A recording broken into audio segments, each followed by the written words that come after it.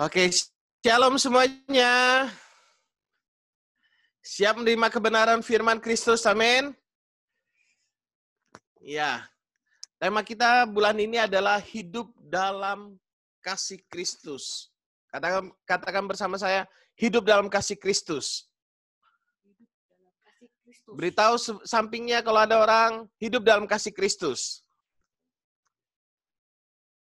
Oke, saudaraku yang dikasih oleh Tuhan, ketika kita bicara tentang kasih, tahukah saudara bahwa kasih inilah yang merubah seluruh kehidupan kita. Kasih Kristus inilah yang merubah seluruh kehidupan kita. Kita tidak dapat mengasihi orang lain jika kita tidak mengalami kasih Kristus. Kegagalan mengalami kasih Tuhan mengakibatkan kita gagal mengasihi orang lain. Dan bagaimana supaya kita mengalami kasih Tuhan, tentunya kita harus melihat tentang kasih Kristus. Nah, banyak orang salah mengerti tentang kasih Tuhan ini. Kenapa? Karena mereka mengukur kasih Tuhan berdasarkan berkat yang mereka terima. Kalau mereka dapat berkat, mereka berkata, terima kasih Tuhan, engkau baik. Tapi ketika berkat belum datang, apa yang terjadi? Apa yang akan mereka katakan? Ini dia hal yang menarik, saudara. Kalau kita melihat kasih Tuhan, saudara, kasih yang tanpa syarat itu, dan waktu kita mengalami kasihnya itu, maka hidup kita, hati kita akan mengalami satu perubahan yang luar biasa. Dan ketika kita bicara tentang kasih, tentunya wujud kasih yang nyata, yang benar-benar bisa kita rasakan, ada dalam rumah tangga kita. Sekali lagi, keluarga merupakan gambaran dari apa yang ada dalam kerajaan surga. Di surga ada Allah Bapa, Allah Anak, Allah Roh Kudus. Di keluarga ada Bapa, ada Ibu, ada anak. Nah, Alkitab mencatat Bapa mengasihi anak, anak mengasihi Bapa. Dan Roh Kudus mencurahkan kasih itu di dalam hati kita, saudara. Jadi suasana di surga itu adalah suasana kasih. Saya ulang, suasana di surga adalah suasana kasih. Dan senormalnya dalam rumah tangga kita, suasananya juga adalah suasana kasih. Itulah yang Tuhan mau ketika manusia diciptakan menurut gambar dan rupa Allah, diberi otoritas dan kuasa, kasih itu akan tercermin dari kehidupan keluarga. Nah, makanya saudara yang dikasih oleh Tuhan, ketika keluarga menjadi problem, maka membuat anak-anak sukar untuk mengenal Tuhan dengan benar. Penelitian sudah jelas mengatakan, anak-anak yang berasal dari keluarga broken, keluarga yang hancur, yang tidak ada kasih sayang, yang bercerai, atau mungkin tidak bercerai, tapi terjadi keributan, ada perselingkuhan di sana dan sebagainya, maka anak-anak akan cenderung untuk menjadi anak-anak yang nakal. Saudara. Kenapa? Karena kebutuhan akan kasih tidak mereka terima. Karena itu, Tuhan mau kita mengenal tentang Dia, mengenal tentang kasih-Nya, mengalami kasih-Nya sebenarnya melalui keluarga. Makanya kenapa saya seringkali berkata bahwa Bapa jasmani atau orang tua jasmani itulah orang tua rohani bagi anak-anak kita. Dan hikmat yang Tuhan berikan kepada kita melalui New Life adalah kita membangun family church, saudara. Family church, gereja keluarga. Jadi di sanalah sebenarnya kekuatan sebenarnya sebuah gereja. Kenapa kasihnya benar-benar nyata? Anak-anak kan mengenal kasih Bapa karena mereka menyadarin, oh Bapakku ini menyediakan makanan, orang tuaku ini menyediakan makanan bahkan sebelum aku memintanya. Orang tuaku memikirkan aku untuk sekolah di tempat yang terbaik semampu orang tuaku sebelum aku bisa memikirkannya. Nah, anak-anak seharusnya mengenal Bapa di surga melalui keluarga. Makanya kenapa saudara saya mengajak setiap kita untuk membangun keluarga kita dengan kasih Tuhan. Family Church merupakan satu jawaban yang luar biasa. Termasuk dalam tema kita hari ini, saudara. Ini implementasi paling nyata adalah di dalam keluarga. Bagaimana kita mengajarkan kepada anak-anak, bagaimana kita mengasihi anak-anak dengan kasih yang tulus, dengan tanpa syarat. Bahkan ada orang tua yang rela tidak makan demi anaknya bisa makan. Memang ada orang tua yang error, ada. Nah, makanya dengan Family Church ini kita boleh saling menguatkan satu sama lain, saudara boleh share di grup, ada kesaksian dan sebagainya. Sehingga kita ini boleh saling menguatkan satu sama lain. Orang tua bekerja keras, melakukan segala sesuatu yang terbaik untuk anak-anak, saudara.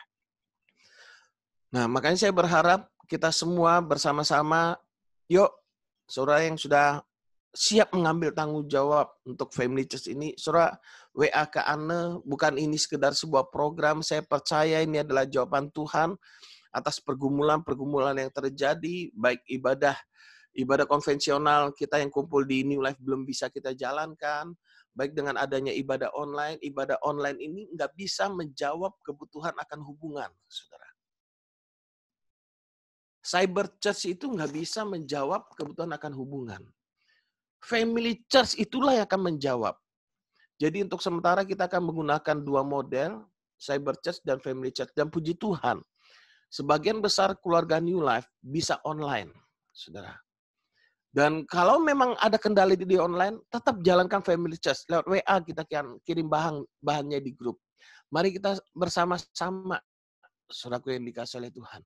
Jadi kita tidak bingung dengan ibadah konvensional, sekalipun itu akan kita laksanakan juga nanti suatu saat nanti.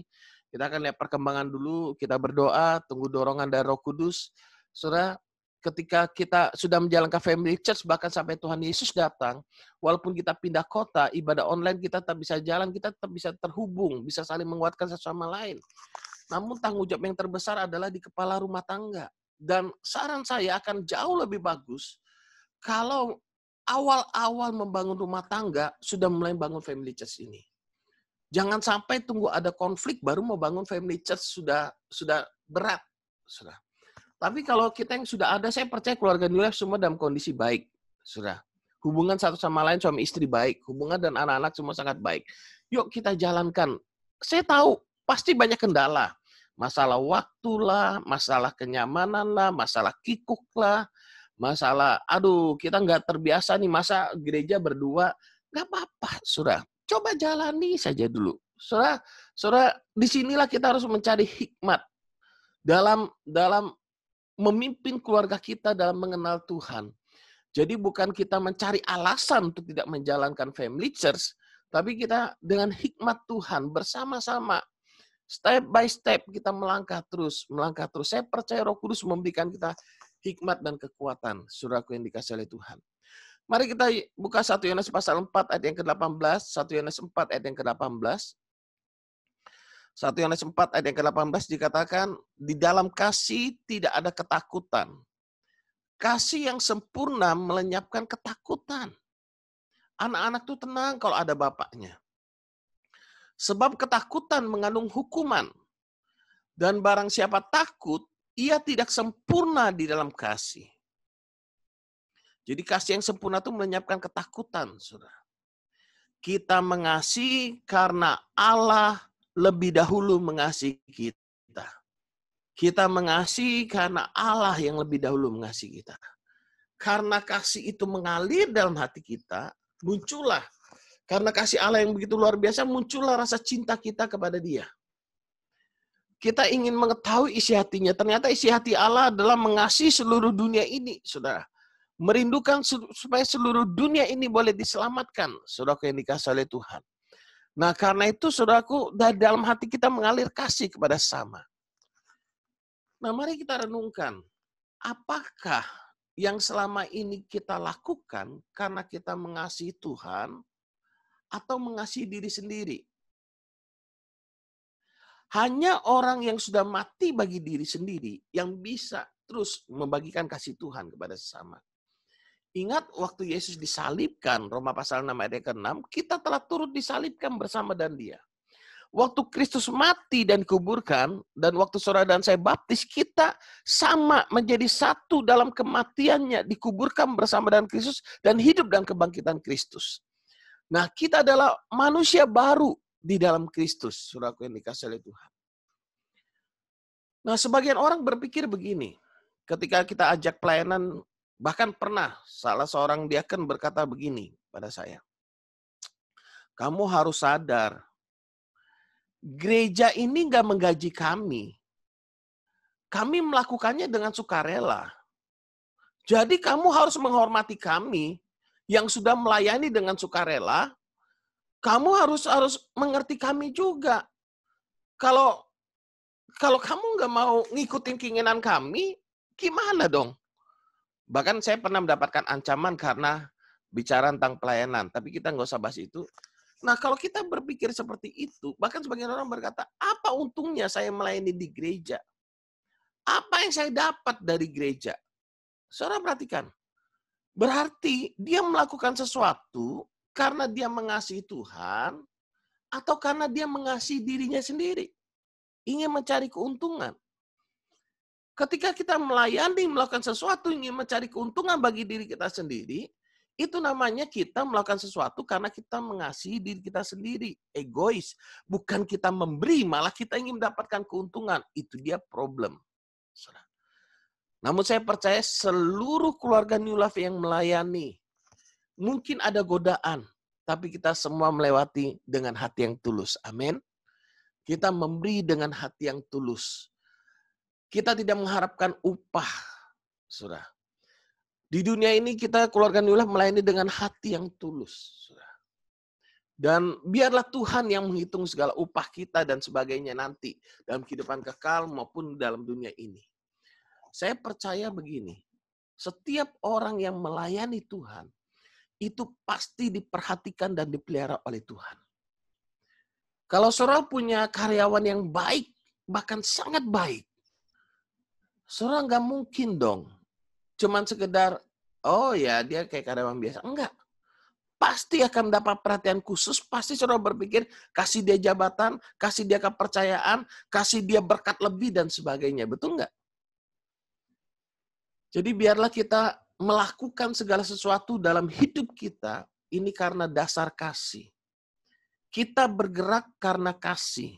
Makanya kalau kita tidak mengalami kasih Tuhan, kita tidak selalu mengingat betapa baiknya Tuhan karya Yesus di atas kayu salib bagi setiap kita, makanya kita akan mengalami problem di sini. Tapi kalau kita mengalami, menyadari penuh setiap hari kasih Tuhan, makanya kenapa kita melakukan perjamuan kudus setiap minggu, saudara, dengan satu tujuan, ingat selalu akan kebaikan Tuhan. Sekalipun keadaan kita kurang baik, kita selalu mengingat kasih Tuhan di atas kayu salib melalui pengorbanan Yesus Kristus. Jadi orang yang belum merdeka atas dirinya, mengalami problem emosional, ini cenderung melakukan sesuatu untuk dirinya sendiri. Untuk mendapatkan pengakuan, bahkan mungkin dengan anak kandungnya sendiri seperti itu. Ada orang tua yang mempush anak kandungnya untuk les ini, harus belajar menjadi juara, menjadi yang terbaik. Wah, ketika anaknya juara yang terbaik, oh mamanya bangga, padahal anaknya stres. Nah itu dia yang problem. Kita nyuruh anak kita ini demi kebaikan anak kita atau demi kita yang dapat pengakuan? Bukan berarti saya berkata anak kita kalau bodoh itu puji Tuhan, bukan. Maksud saya, biarlah anak-anak tuh berjalan dengan potensi, talenta, kemampuan yang Tuhan beri dalam hidup mereka. Kita dampingi mereka untuk yang terbaik bagi mereka, gitu ya. Jadi bukan untuk kita dapat pengakuan, dapat pujian, dapat kepuasan. Kita orang tua mungkin yang maaf, dulunya kuliah atau dulunya mungkin nggak sempat dapat bangku pendidikan yang baik karena orang tua kita nggak mampu, padahal kita pinter, gitu ya. Akhirnya kita push anak kita untuk mengambil porsi bagian kita. Itu problem. Itu namanya kita mengasihi diri kita sendiri, bukan mengasihi anak-anak kita. Dan kebanyakan kesalahan pengertian tentang kasih ini juga begini. Orang-orang yang punya problem dengan dirinya akan cenderung takut kalau anaknya itu nggak hormat sama dia, nggak taat sama dia, dan akhirnya apa? Anak tuh semua keinginan anak diturutin. Dan akhirnya tuh anaknya itu dimanjain, sudah. Itu semua terjadi karena kepuasan diri orang tua. Dan ini nggak boleh, sudah. Ini nggak boleh terjadi. Ketika kita mendidik anak, kita berpikir yang terbaik. Makanya ketika Bapa mengasihi kita, Dia mengirimkan Yesus anaknya sampai mati di atas kayu salib. Saya percaya penuh bahwa Bapa di surga tuh rasanya hancur ketika melihat Yesus mati di atas kayu salib. Makanya sampai dia berpaling, sampai Yesus berkata, "Allahku, Allahku, mengapa engkau meninggalkan aku? Eli, Eli lama sabachthani." So, kadang orang tua ketika mendidik anaknya, saudara, dia harus menahan perasaannya. Ketika anak kita mau main game, anak kita ngerayu-rayu kita untuk bisa main game, untuk minta main game. Ngerayu kita terus. Saudaraku, kalau orang tua yang problem, saudara, dia kan biarkan anaknya terus main game. Ya sudahlah, nggak tega. Judulnya lagunya nggak tega gitu ya. Saudara. Itu berarti kita nggak mendidik anak kita, nggak mengasihi anak kita dengan benar. Kita harus atur waktu, disiplin anak kita. Ada waktunya belajar, ada waktunya bermain. Jangan karena diri kita, demi anak kita ini senang saja, kita turuti semua keinginannya dia. Makanya kita sudah merdeka. Betul, amin? Kita nggak perlu membuktikan apa-apa lagi. Seperti kemarin Budita sharing kata Pak Bagus, nothing to prove. Gitu kan ya. Nggak perlu kita membuktikan diri kita apa-apa lagi. Tapi kalau kita melayani dengan kasih, kita melakukan segala sesuatunya itu dengan kasih, itu luar biasa, saudara. Amsal 23:13. Amsal 23:13 saya bacakan dalam terjemahan firman Allah yang hidup. Saudara. Jangan lalai mendidik anak-anakmu. Saya ulang, dalam terjemahan firman Allah yang hidup dikatakan, Amsal 23:13, jangan lalai mendidik anak-anakmu. Disiplin tidak akan mencelakakan mereka. Mereka tidak akan mati jika engkau memukul dengan rotan. Hukuman akan menjauhkan mereka dari neraka.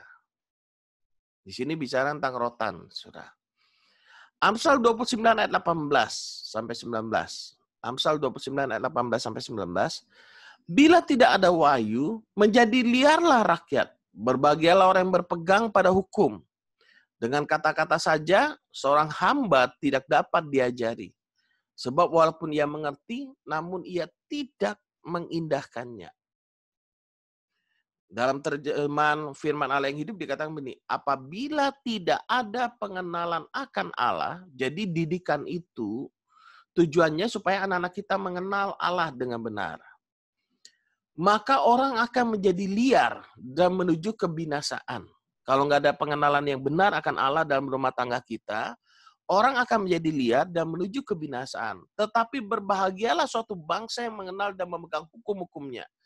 Perkataan saja sering tidak dihiraukan. Karena itu perlu adanya disiplin. Nah, itulah cara kita mendidik, saudara, dalam rumah tangga kita. Nanti kan apa yang saya sampaikan ini, saudara akan terapkan dalam family church. Nah, saudara bisa diskusi bagaimana pandangan anak kita tentang disiplin. Kalau pandangan anak kita tentang disiplin, misalkan tentang, oh itu adalah hukuman. Nah, kita perlu luruskan, saudara. Bagaimana kita sebenarnya mengasihi itu perlu disiplin untuk kebaikan anak kita. Saudara bisa diskusi di sana dengan anggota keluarga. Supaya anak kita ini mengerti. Dan ajak mereka untuk mendisiplin diri. Jangan sampai didisiplin oleh orang lain. Nah, saudara, bicara tentang kasih itu bukan hanya memberi sesuai dengan keinginan orang yang kita kasihi. Tapi kita tuh berpikir demi kebaikannya. Didikan. Bahkan Allah sendiri melakukan hal itu. Ibrani 12 ayat yang kelima. Ibrani 12 ayat yang kelima. Dan sudah lupakah kamu akan nasihat yang berbicara kepada kamu seperti kepada anak-anak? Hai anakku, janganlah anggap enteng didikan Tuhan. Nah, Tuhan pun mendidik. Bagaimana caranya? Dia berikan firman-Nya. Dan janganlah putus asa apabila engkau diperingatkannya. Karena Tuhan mengajar orang yang dikasihinya dan ia menyesah orang yang diakuinya sebagai anak. Menyesal ini mencambuk, saudara. Ya kalau kita dalam aplikasinya merotan mungkin. Cuma rotan bukan pelampiasan ya, saudara. Nah, jika kamu menanggung ganjaran, Allah memperlakukan kamu seperti anak. Di manakah terdapat anak yang tidak dihajar oleh ayahnya, tetapi jikalau kamu bebas dari ganjaran yang harus diderita setiap orang, maka kamu bukanlah anak, tetapi anak-anak gampang. Ini anak-anak yang dimanjain, saudara. Anak-anak gampang, saudara. Imannya jadi nggak bertumbuh, saudara. Selanjutnya dari ayah kita yang sebenarnya kita beroleh ganjaran dan mereka kita hormati. Kalau demikian bukankah kita harus lebih taat kepada Bapa segala roh supaya kita boleh hidup? Sebab mereka mendidik kita dalam waktu yang pendek sesuai dengan apa yang mereka anggap baik. Tetapi dia, maksudnya Tuhan mengajar kita untuk kebaikan kita. Supaya kita beroleh bagian dalam kekudusannya. Nah ayat yang ke-11 ini menarik, saudara. Memang tiap-tiap ganjaran pada waktu ia diberikan tidak mendatangkan sukacita, tetapi duka cita. Nah ini yang harus kita ngerti. Jadi kalau kita berkata kepada anak kita, stop main game, dia nangis-nangis, ya itu memang didikan, saudara. Bagi dia duka cita. Bahkan bapak pun kadang bersedih gitu kan ketika kita mendisiplin anak kita tuh kan hati ini kan hancur, nggak tega. Tapi itulah kasih. Memang tiap-tiap ganjaran pada waktu ia diberikan tidak mendatangkan sukacita, tetapi duka cita. Tetapi kemudian dia menghasilkan buah kebenaran yang memberikan damai kepada mereka yang dilatih olehnya. Menghasilkan buah kebenaran yang memberikan damai kepada mereka yang dilatih olehnya. Sebab itu kuatkanlah tangan yang lemah dan lutut yang goyah, dan luruskan jalan bagi kakimu sehingga yang pincang jangan terplecok, tetapi menjadi sembuh. Berusahalah berdamai dengan semua orang dan kejarlah kekudusan, sebab tanpa kekudusan tidak seorang pun akan melihat Tuhan. Jagalah supaya jangan ada seorang pun menjauhkan diri dari kasih karunia Allah, agar jangan tumbuh akar yang pahit yang menimbulkan kerusuhan dan mencemarkan banyak orang. Makanya kita perlu mengenal Allah yang dengan benar. Saudara begini, semua karya Yesus itu telah selesai dan sempurna di atas kayu salib untuk menebus saudara dan saya. Karya penebusan ya. Tapi Tuhan Roh Kudus itu masih bekerja sampai saat ini, betul? Saudara percaya Roh Kudus masih bekerja sampai saat ini? Maka kita juga perlu bekerja, saudara. Nah, semua karya Yesus sudah lunas, sudah selesai di atas kayu salib bagi setiap kita. Sempurna. Yang jadi problem adalah pengenalan kita akan Dia yang belum sempurna. Nah, karena pengenalan kita akan Dia belum sempurna, makanya kesempurnaan itu belum termanifestasi penuh dalam hidup kita. Makanya Rasul Paulus berkata apa? Tiap-tiap orang nasihati, mengajar, memimpin tiap-tiap orang kepada kesempurnaan Kristus. Bukan karya Kristus nggak sempurna, pengenalan kita inilah yang perlu kita makin hari mengenal Tuhan. Bulan ini kita belajar tentang kasih Tuhan. Bagaimana mengimplementasikannya, mengaplikasikannya kepada anak-anak. Bagaimana kita mengajari anak-anak kita untuk dia dengan saudaranya boleh saling mengasihi satu sama lain. Bagaimana dalam kondisi-kondisi begini kita mengajari anak-anak bentuk kasih itu adalah menolong orang tua. Sudah mengerti orang tua. Jangan kita manjakan anak kita. Sudah. Saya berkata kepada anak saya, anak perempuan harus diajari ngurus rumah tuh, cuci piring. Istri saya ini kan sukanya kan kalau semuanya dihandle sendiri. Nunggu anak repot lah, nanti hamburan inilah, itulah, nambah kerjaan. Saya bilang nggak boleh begitu, harus diajar, dididik. Kalau enggak mereka nanti menjadi pasif. Mereka orang kerja, mereka cuek saja. Sudah. Nah, mulai diajar pelan-pelan, sudah bisa cuci piring, potong buah, masak sekalipun masak Indomie, bisa masak nasi, dan mulai lipat baju, saudara. Harus diajar, harus dididik, saudara. Waktu itu mungkin mereka ngerasa, aduh, lagi capek, mager. Nggak boleh. Yuk, bantu sama-sama. Yuk kita sama-sama diarahkan, diberitahu dengan baik, dididik dengan baik. Saudara. Kalau kita nggak didik, bahaya saudara. Anak kita nggak mengalami kasih Kristus dengan benar. Sehingga nanti ketika mereka mengalami masalah, mereka langsung marah sama Tuhan. Nah, saudaraku yang dikasih oleh Tuhan, Jadi kita akan pelajarin apa sih ciri-ciri orang yang hidup dalam kasih Kristus. Orang yang memiliki kasih Kristus. Tema kita akan berani hidup dalam kasih Kristus. Bersama saya berkata hidup dalam hidup dalam kasih Kristus. Katakan bersama hidup dalam kasih Kristus. Nah, saya melihat ciri yang pertama, orang yang hidup dalam kasih Kristus adalah dia memiliki hati yang taat. Dalam kalimat Efesus adalah menjadi penurut-penurut Allah, Saudara. Kalau Saudara di NLC itu bahan minggu lalu, Saudara. Saya ngambil bahan minggu lalu aja biar lebih jelas Saudara minggu lalu dan minggu ini, Saudara. Untuk Saudara bisa aplikasikan di FC juga. Saudara, kenapa mereka memiliki hati yang taat? Karena kasih. Bukan ketaatan supaya untuk mendapatkan kasih. Bukan ketaatan supaya mendapatkan berkat. Karena kasih itu loh. Rela dia, saudara, untuk taat. Coba kita lihat Efesus pasal 5 yang pertama. Efesus pasal 5 yang pertama. Sebab itu jadilah penurut-penurut Allah seperti anak-anak yang kekasih. Seperti anak-anak kekasih. Saudara tahu kenapa Paulus menulis ini kepada jemaat di Efesus? Sebab itu jadilah penurut-penurut Allah seperti anak-anak yang kekasih. Kalau disuruh diberitahu nasihat untuk menjadi penurut-penurut Allah, ternyata karena ada orang-orang yang tidak menjadi penurut-penurut Allah. Mereka hidup untuk melampiaskan hawa nafsu mereka.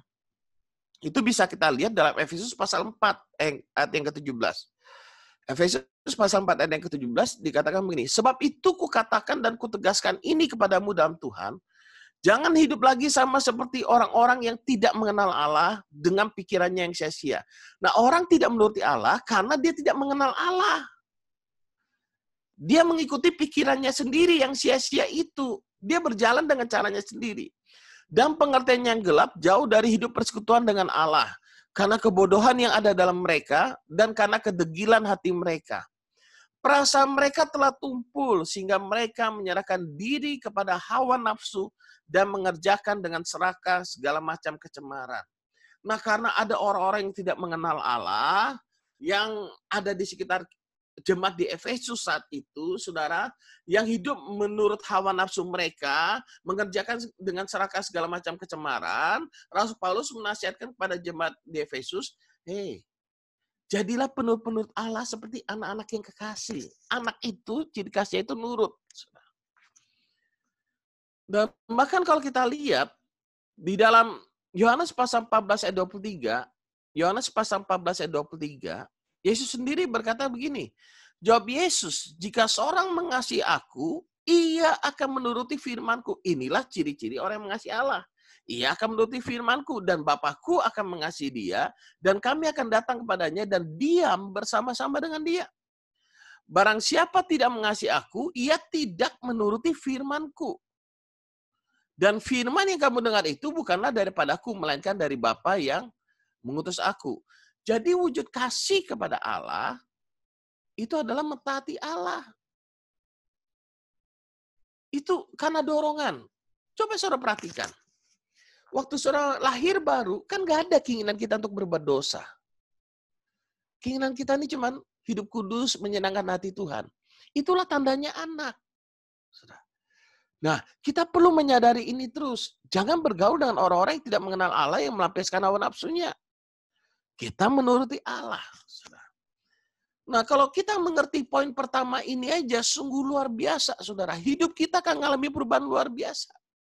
Kenapa? Karena begini, ketaatan kita kepada Allah tidak tergantung pada keadaan.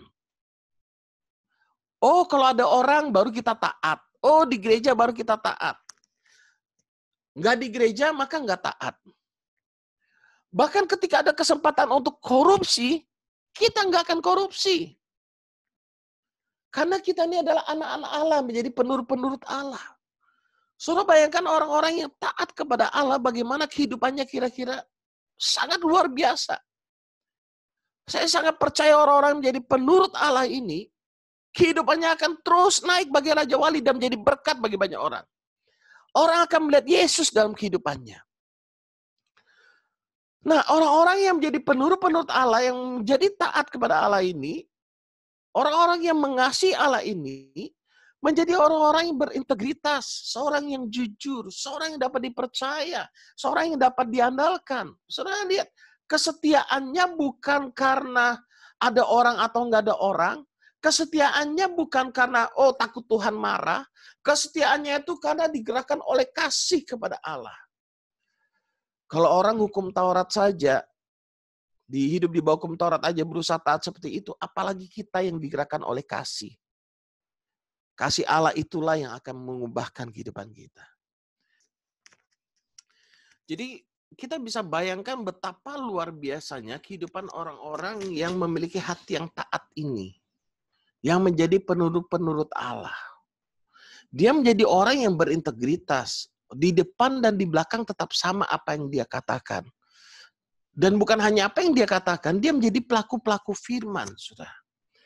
Dan saya percaya saat ini ketika kita menjalankan family church, saudara, orang tua menjadi penurut-penurut Allah. Saudara, family church ini berdampak besar terhadap keluarga kita, membangun keluarga yang kuat, bukan hanya membangun keluarga yang kuat, tapi family church ini akan mempersiapkan generasi di bawah kita, menjadi generasi yang akan dipakai Tuhan jauh lebih hebat daripada generasi kita. Saudara. Kita berdoa untuk hal itu bisa terjadi, saudara. Mungkin anak-anak kita yang dipanggil sebagai pengusaha, tapi pengusaha yang hebat, yang mencintai Tuhan, yang tahu tujuan berkat itu diberikan padanya untuk dipakai buat pekerjaan Tuhan. Nah, kalau orang tua menjadi penurut-penurut Allah, ini luar biasa, saudara. Anak-anak melihat Bapa di surga melalui Bapa jasmani. Itu kerinduan kita, saudara.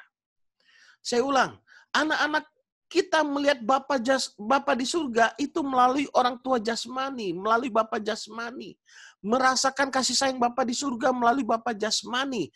Saudara, melalui teladan, melalui ajaran yang diberikan oleh Bapa jasmani kepada kita, karena Bapa jasmani kita berfungsi sebagai orang tua rohani bagi kita.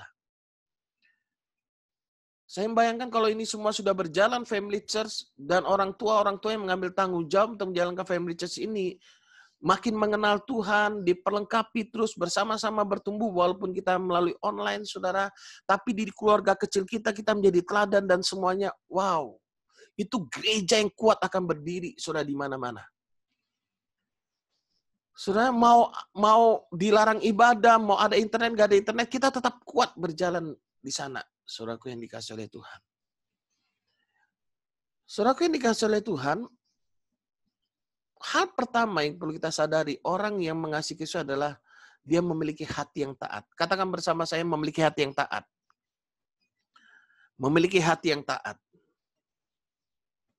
Nah, saat orang tua jasmani menjadi penurut-penurut Allah, mentaati apa yang Tuhan mau dalam kehidupannya, saudara, anak-anak melihat, coba saudara buka Ibrani pasal 13 ayat 17. Ibrani 13 ayat 17. Jadi ketika kita bicara kepemimpinan, di keluarga kita itulah kita pemimpinnya, kepala rumah tangga. Dia katakan begini, taatilah pemimpin-pemimpinmu dan tunduklah kepada mereka, sebab mereka berjaga-jaga atas jiwamu sebagai orang-orang yang harus bertanggung jawab atasnya. Dengan jalan itu mereka akan melakukannya dan gembira, bukan dengan keluh kesah, sebab hal itu tidak akan membawa keuntungan bagimu. Saat ini kebanyakan kita mengerti pemimpin itu cenderung gembala, pemimpin di gereja. Itu baik, itu tidak ada yang salah. Tapi yang lebih dalam lagi yang saya rindukan adalah nanti anak-anak kita menyadari pemimpin-pemimpin mereka adalah orang tua mereka. Saudara mengerti maksud saya? Karena kita menjalankan bukan hanya pemimpin sebagai bapa jasmani dalam rumah tangga, kita juga bapa rohani. Kita bertanggung jawab atas anak-anak yang Tuhan percayakan pada kita. Dalam terjemahan lain dikatakan, suatu saat nanti kita akan mempertanggungjawabkan apa yang Tuhan percayakan pada kita. Saya sebagai gembala akan mempertanggungjawabkan apa yang Tuhan percayakan pada saya atas rumah tangga saya dan atas keluarga New Life. Makanya saya berusaha terus untuk terus bersama-sama keluarga New Life mengarahkan, mencari tahu apa yang Tuhan mau. Saya bersyukur, saudara. Tuhan memakai keluarga New Life untuk memelihara kehidupan kami sehingga kami bisa konsentrasi merenungkan firman, melayani, berpikir ke depan, memperlengkapi, terus menerus. Jadi sehingga kita melakukannya itu dengan enjoy. Kalau anak-anak kita nurut sama kita baik, saudara, mereka mengerti visi Tuhan atas keluarga kita, bersama-sama bergandengan tangan, berlari pada panggilan surgawi, kita melakukannya dengan sukacita. Orang tua akan panjang umur. Kalau dulu saya sering berkata, kalau jemaat itu nurut baik-baik, saudara, gembala-gembala akan panjang umur, gitu kan. Ini orang tua, saudara. Karena orang tua adalah gembala sekarang. Saya ingin kenapa saya tidak menyebutnya mesbah keluarga saja? Saya lebih memakai istilah family church. Kenapa? Karena kita menyadari bahwa keluarga kita adalah gereja. Orang tua adalah gembala buat anak-anaknya. Jadi tanggung jawab mendidik anak-anak kita bukan hanya guru sekolah minggu, tapi tanggung jawab utama adalah di orang tua. Guru sekolah minggu hanya membantu, saudara. Tanggung jawab utama di orang tua. Nah, kebenaran ini luar biasa sekali, saudara. Sehingga kita bisa menasihati anak-anak muda, taatilah pemimpinmu, taatilah orang tuamu. Hormati orang tuamu. Saudara. 1 Timotius 5 ayat yang ke-17. 1 Timotius 5 ayat yang ke-17. Penatua-penatua yang baik pimpinannya patut dihormati berapa kali lipat? 2 kali lipat, terutama mereka yang jerih-payah berkhotbah dan mengajar. Nah, nanti anak-anak akan menghormati kita 2 kali lipat. Dalam terjemahannya dikatakan memberi, mendukung kehidupan, memberi dana, saudara. Jadi, anak-anak wajib menghormati orang tua mereka, mensupport kehidupan orang tua mereka pada saat mereka sudah bekerja. Saat kita berfungsi sebagai Bapa jasmani dan Bapa rohani, itu harus terjadi. Bukan karena sebuah aturan, bukan karena sebuah paksaan, saudara. Tapi karena dasar kasih. Kalau orang hidup di bawah hukum Taurat saja, diajarkan untuk menghormati orang tua mereka. Kita yang hidup di bawah kasih karunia Allah, bukan sekedar menghormati orang tua mereka, tapi kita mengajarkan 2 kali lipat, saudara.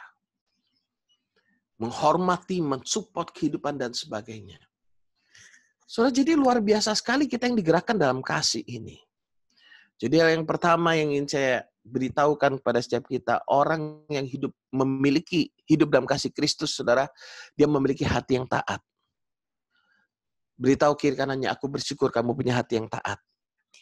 Karena ada kasih Tuhan dalam hidupmu. Amin. Amin. Amin. Yang kedua, saudara, memiliki hati yang suka memberi. Efesus pasal 5 ayat yang kedua.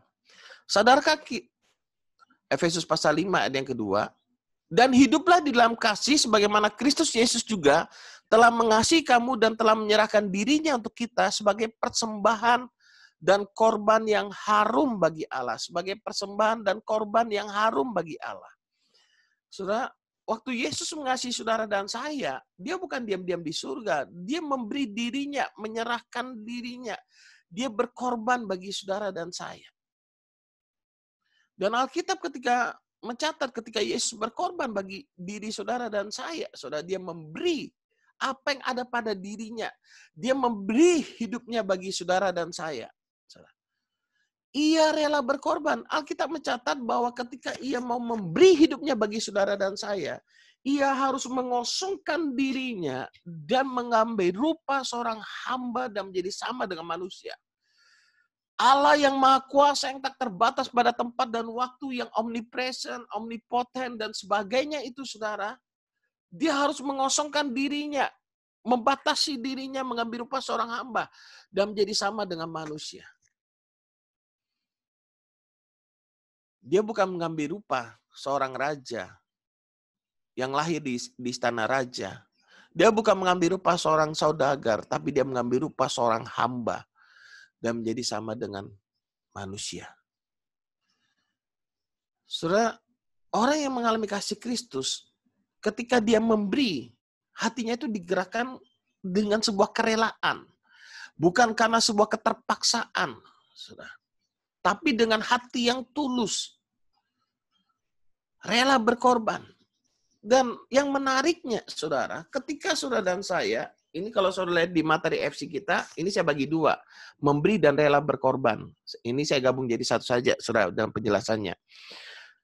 Nah, ketika Yesus rela berkorban bagi saudara dan saya, dia memberi dirinya. Tahukah saudara ketika dia memberi bahwa dia harus menanggung penderitaan yang begitu luar biasanya.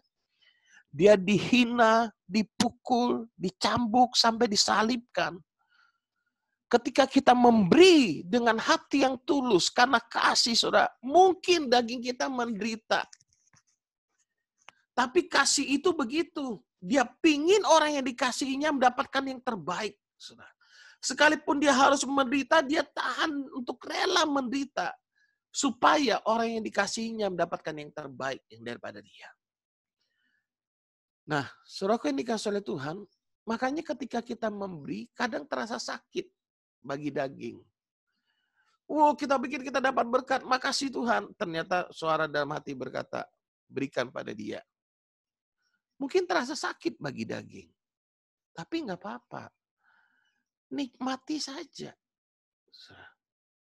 Karena waktu surat taat, Tuhan tuh menyediakan yang jauh lebih baik dan lebih besar bagi kita.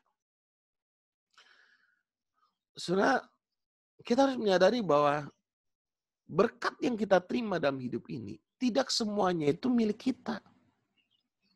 Ada milik orang lain yang Tuhan titipkan pada kita. Ada berkat untuk memelihara hidup orang lain yang Tuhan titipkan kepada kita, untuk kita berikan kepada orang itu. Makanya kita adalah bendahara-bendahara Allah yang dapat dipercaya. Amin. Kita hidup bukan untuk uang. Kita hidup bukan untuk mencari uang, untuk mencintai uang. Kita hidup karena kasih Tuhan, untuk kita mengasihi sesama kita. Jadi jangan biarkan hati kita terikat pada sesuatu yang ada dalam dunia ini. Bukan berarti kita nggak butuh uang, kita butuh uang. Tapi bila kita sudah ada makan minum, sudah cukuplah. Ada tempat tinggal, sudah tempat perteduhan. Sudahlah makan minum pakai kan. Kita terus melayani Tuhan bersama. Memang ketika kita melihat sesuatu yang menarik, yang lebih ini, ya kita menginginkan. Ya nggak apa-apa kalau memang Tuhan memberkati kita dengan cara begitu. Saudara kaya raya, berkelimpahan, punya 50 apartemen, ya nggak apa-apa juga. Tapi ingat, itu bukan milik kita. Itu miliknya Tuhan. Makanya ketika kita dipanggil Tuhan, tidak satu rupiah pun bisa kita bawa. Jadi kita hidup dalam kasih sebagaimana Kristus Yesus juga telah mengasihi kita. Dan telah menyerahkan dirinya untuk kita sebagai persembahan dan korban yang harum bagi kita. Makanya ketika kita memberi, menolong orang lain, menginginkan orang lain mengalami kehidupan yang baik, saudara. Mungkin terasa sakit, tapi itulah yang berkenan di hati Tuhan. Seperti Kristus yang rela berkorban bagi kita. Makanya kekuatan kita untuk melakukan segala sesuatu itu karena kasih Kristus. Kita selalu melihat kasih Tuhan dalam hidup kita. Dialah yang menggerakkan kita. Jadi hidup dalam kasih itu berarti kita tidak fokus pada diri kita atau apapun yang menjadi keinginan kita. Kita harus sadarin. Bahkan setiap tarikan nafas kita pun itu semua karena anugerah Tuhan. Itu semua karena anugerah Tuhan. Makanya kalau bangun pagi, minum seteguk air. Itu semua karena anugerah Tuhan. Amin.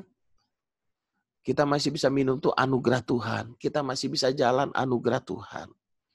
Bukan berarti kita nggak bisa jalan, kita nggak ada anugerah Tuhan. Anugerah Tuhan itu nyata di atas kayu salib. Tapi apapun yang kita terima saat ini, sadarin itu semua karena anugerah Tuhan dalam hidup kita. Saudara, jangan mengukur anugerah Tuhan hanya berdasarkan berkat ya. Karena berkat itu bisa berubah-berubah.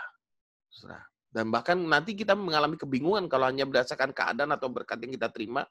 Bagaimana mungkin para murid yang setia, yang mengasihi Allah, melayani, kok matinya sebagai martir. Itu pun berkat Tuhan. Ketika kita bisa menderita karena kebenaran, itu pun anugerah Tuhan. Makanya ketika kita memberi dengan hati yang tulus, saudara. Saya belajar banyak dari keluarga New Life. Kenapa?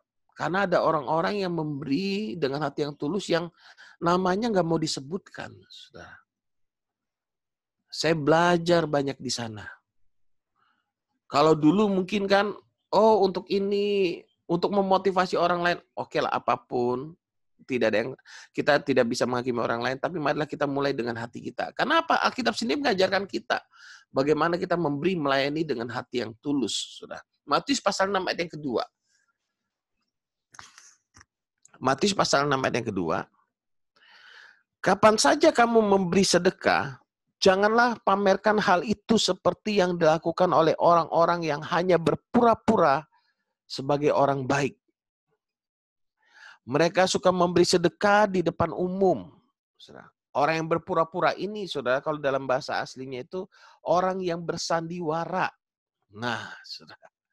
Jadi bukan sesungguhnya. Jadi saya ulang ya. Sederhananya gini, Matius 6 ayat 2, kapan saja kamu memberi sedekah, janganlah kamu pamerkan hal itu seperti yang dilakukan oleh orang-orang yang bersandiwara, gitu istilahnya. Sebagai orang baik, mereka bersandiwara sebagai orang baik. Sebenarnya bukan baik, karena mereka melakukan itu untuk dapat pujian, untuk dapat pengakuan. Mereka suka memberi sedekah di depan umum, di dalam rumah-rumah pertemuan atau di simpang-simpang jalan, dan diiringi dengan bunyi trompet.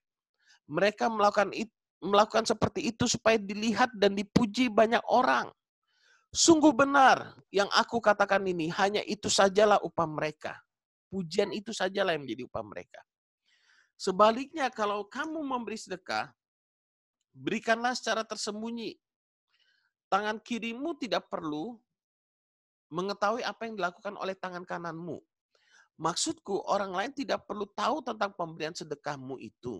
Dan Bapamu yang melihat apa saja yang kamu lakukan secara tersembunyi akan memberikan upah kepadamu.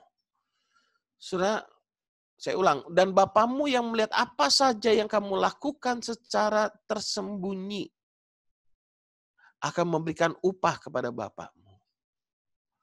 Saudara, ini luar biasa loh, saudara. Tuhan itu melihat apa yang kita lakukan yang tidak dilihat oleh orang lain. Makanya saudara, dari New Life awal berdiri, saya terkagum-kagum dengan pekerjaan Tuhan yang luar biasa.